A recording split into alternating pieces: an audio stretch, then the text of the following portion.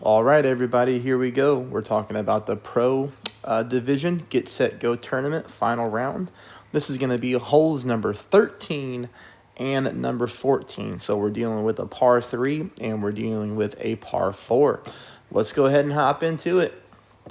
Here, what we want to do on this hole is we're going back to the Goliath since I was able to drop it on the front 9, and I'm using the exact same placement, okay?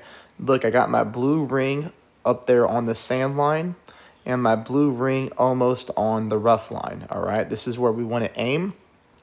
From here, I'm just using a navigator. This is 25% elevation at max. I know I don't have the graphic up here, but it's 25% elevation at max. Here, I'm applying enough topspin. You can see I keep doing it. And all I want is I want the very tip of my ball guideline right there going on to the fringe. You see that? So it took me a couple times to go in there and get the spin, but I want it just going on to the fringe to try to catch that slope. Again, no graphic, but 25% pull at maximum distance of our club.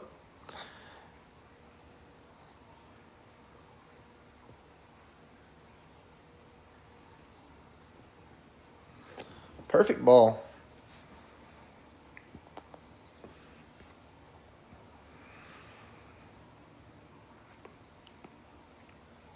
This one is really close to getting into the hole, so make some small tweaks. Maybe move our club over to the left a little bit, and you'll get that one to drop. 5.4 wind was pretty low, okay? There's a chance if you play the navigator that you get hit with higher wind.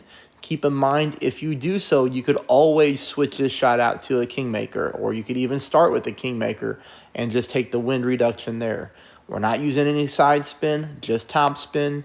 You can use whatever ball you want. Just keep in mind, if you use more powerful wind resistance balls, you might have to use a little bit more top spin. So if you're somebody playing with a Wind 5 ball, you're going to have to apply a little bit more top spin to get that ball to catch that little slope. And if that's the case, you probably want to take a shot to practice round to make sure that you have it correct. All right. This is going to take us on to hole number 14. You pick up an eagle here, show you how to get it. We're going to take a Zerk. We're going to go, try to go from fairway to fairway. Now, in this type of wind, you could always, you could, of course, use yourself a Titan ball if you wanted to, and you can still make it. You'll probably end up playing shot number 2 with the Thorn, and I'm going to show you both shots as that ended up happening to me, even with a Berserker. So I got 2 things for you to look at. Here we go. 10% here with a Berserker. I don't have to go with a lot of overpower. This is just a little bit of overpower combined with a little bit of curl to the right-hand side. And as you saw, max topspin. I hit one fairway, and that is what I was looking to do. I was looking to go fairway to fairway. This is really what I wanted out of my drive, because then I can take the shot with the wedge. All right, here I play the wedge 20% at mid. Full top spin, and I'm able to use the fringe as my landing point, which I really like. I like using this club because the ball guideline is nicely developed on this hole. Here I've got the ball guideline going right through the middle of the pin and through the pin, as you see. Be pretty important in this little bit of headwind resistance here.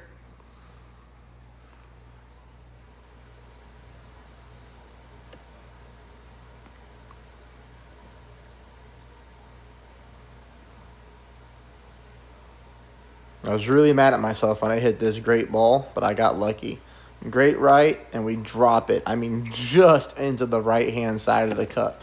20% at mid is how you're playing that one. All right, now here's what happened on this account, okay? This account, instead of going fairway to fairway, I went fairway, clipped the rough, and then rolled out. That means I have to take a shot with the Thorn. If you're playing the shot with the Thorn, you got to play at 15%, and you got to check where you're at on your club. So here I'm around minimum distance. It's pretty close to minimum distance. Play 15%. And let me walk you through this. 2 bars of backspin is good on this hole from this distance. And I noticed here, you'll see, I pull my rings. Okay, whatever. We can skip through that. But then I noticed that when I looked at my app, right before I went to shoot, I noticed I was at 10% elevation on my app. And I went to pull it, okay? I went to pull it a few more decimals. And as you see there, when I went back, I didn't actually pull my rings. All I did was move the screen. And of course, you know, that was an accident. And look at the shot clock. Shot clock is ticking on me. But look at that. I didn't actually move the target. I only moved the iPad screen. And that was the difference between making it and missing it. I needed that extra pull. Look at that. If I'd have pulled it down more towards, that ball would have been in the hole for an eagle. So that stinks. Don't make mistakes like I am. I've made too many mistakes on this back nine now. So come on, Dave. Let's get this thing together. All right. But, hey, I just showed you 2 good shots. You go out there and pick them up. Let me know how you do.